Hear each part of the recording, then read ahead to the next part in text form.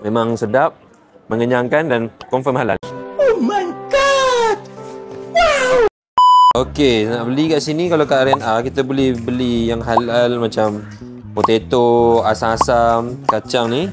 So, kita boleh cuba pakai payment Payment kat China, Alipay dulu saya nak tunjuk.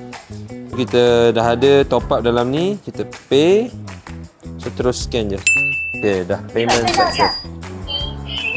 Okey. So dekat R&R harga dia akan sedikit mahal macam biasa. R&R dia akan mahal sikit daripada luar. Macam ni saya beli dah 17 renminbi dah.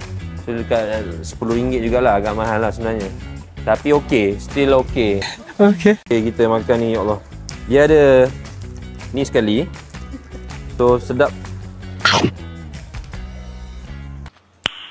Nice. Saya kalau datang kat Yunnan ataupun datang kat China lah in general, my favorite is to buy the tea gua, which is like the sweet potato lah. Memang sedap, mengenyangkan dan confirm halal insya-Allah. So tak ada masalah.